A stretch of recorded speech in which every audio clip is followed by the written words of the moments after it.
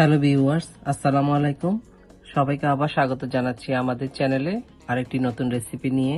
আজকে আমি আপনাদেরকে একটি ভিন্ন রকমের রেসিপি তৈরি করে দেখাবো। সেটি হলো পলি মাছের কোপ্তা। কোপ্তা তৈরি করার জন্য এখানে আমি 3টি বড় সাইজের পলি মাছ পরিষ্কার করে নিয়েছি।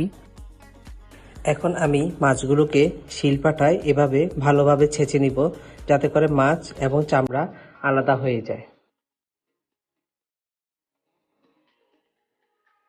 এই মাছের চামড়া অনেক শক্ত, তাই কোপ্তা তৈরি করার জন্য পারফেক্ট।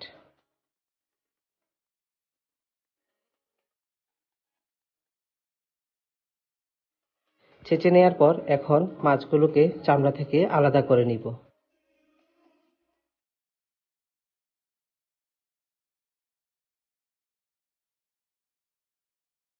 আমি 3টি মাছকে এভাবে করে নিয়েছি।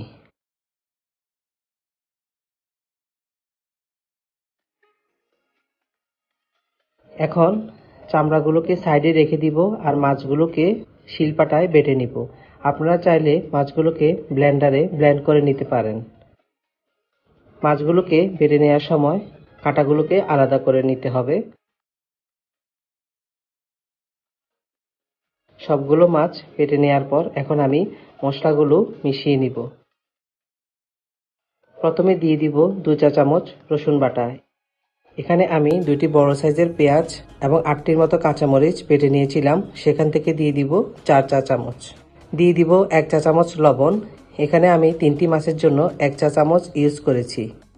দিয়ে দিব 2 চা চামচ মরিচ গুঁড়ো, হাফ চা চামচ হলুদ গুঁড়া, 2 চা চামচ জিরা গুঁড়া,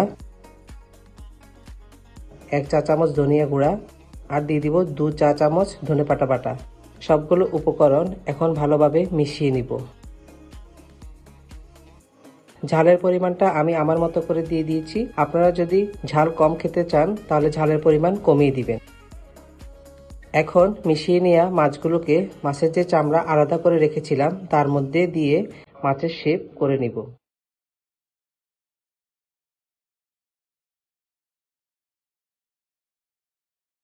তিনটি মাছকে আমি একইভাবে করে নিয়েছি। এখন কড়াইতে তেল বসিয়ে দিব। তেল গরম হয়ে আসলে তেলের মধ্যে সামান্য হলুদ গুঁড়া দিয়ে মিডিয়াম আঁচে মাছগুলোকে 5 মিনিটের মতো ভেজে নিব।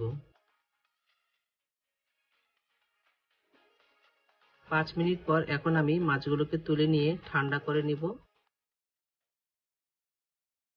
ঠান্ডা হওয়ার পর মাছগুলোকে ছোট ছোট করে কেটে নিব।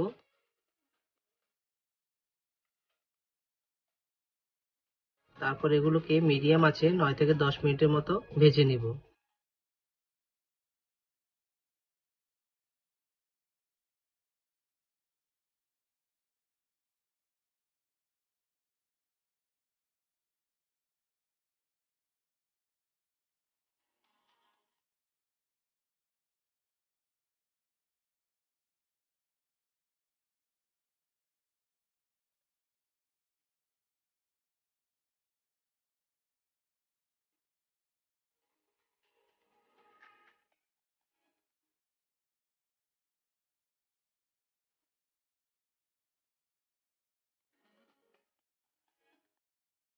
তৈরি হয়ে গেল আমার মজাদার পলি মাছের কোপ্তা।